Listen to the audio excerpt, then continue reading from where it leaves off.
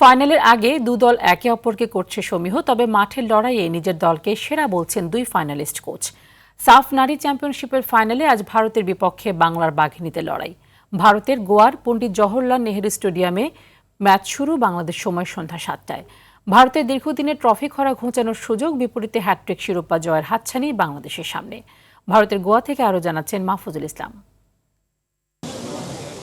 মারিয়া সঙ্গীতার মাঠের বাইরের এই খোশ গল্প বা আলাপ কিংবা বন্ধুত্ব এখানে আনুষ্ঠানিকতাতেই সীমাবদ্ধ।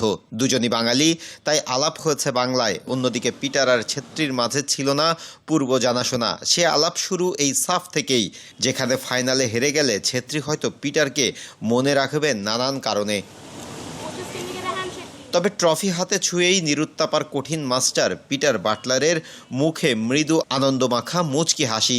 সে হাসির রহস্য উন্মোচন করা কঠিন, তবে এবারের সাফের ফাইনালটা এই অভিজ্ঞ কোচের জন্য নতুন পথ চলার শুরু। ভারত গোল হজম করেনি, কিন্তু বুঝতে হবে এটা ফাইনাল। আমরা এখানে একটি নতুন মাইন্ডসেট নিয়ে এসেছি। এই ম্যাচে আমি সামনের দিকে তাকাতে চাই। ভারত শক্তিশালী দল হলেও আমার দলের আফিদা, মারিয়ারা সবাই আমার সুপারস্টার। ভারতের বিপক্ষে মুখোমুখি ১৩ দেখায় বাটলারের দলের ১০ ম্যাচের হারের অতীত। তবে ২০২২ ও ২৪ সাফে ভারতের বিপক্ষে দুটি জয় মারিয়াদের জোগাতে পারে বাড়তি আত্মবিশ্বাসের খোরাক। গ্রুপ পর্বের বড় হারকে ভুলে যেতে চান মারিয়া মান্ডা। তো বরাবরই যে ফাইনাল ম্যাচে যেহেতু সুযোগ পেয়েছি, তো আসলে সেই সুযোগটা আমরা কাজে লাগাতে চাই। তো চাপ বলতে যে এতটা চাপে নিচ্ছি না, কারণ হলো আমরা তাদের সাথে তো এখন খেলে আসছি, জানি। আর আসলে আমরা তাদের সাথে ফাইট করব, এটাই আমাদের টার্গেট। বাংলাদেশের এই দলটা নিয়ে সাবধানী ভারত কোচ। নেপালের বিপক্ষে দারুণভাবে ম্যাচে ফেরা আর ঋতুর অলিম্পিক গোলের ঝলক ভারতকে বুঝিয়ে দিচ্ছে এই টাইগ্রেসদের শক্তিমত্তা। এটা ডিফারেন্ট বল গেম হবে।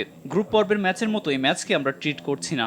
বাংলাদেশ বেশ শক্তিশালী দল, তবে ট্রফি নিয়ে ফিরতে চাই। সাফ রিজিয়নের জন্য ঋতুপর্ণা দারুণ একজন ফুটবলার।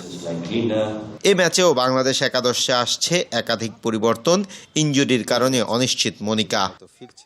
কথার লড়াইয়ে দু দলের কোচের সংবেদনশীলতা, তার বিপরীতে মাঠের লড়াইয়ে দুদল দেখাবে নিজেদের ক্ষিপ্রতা।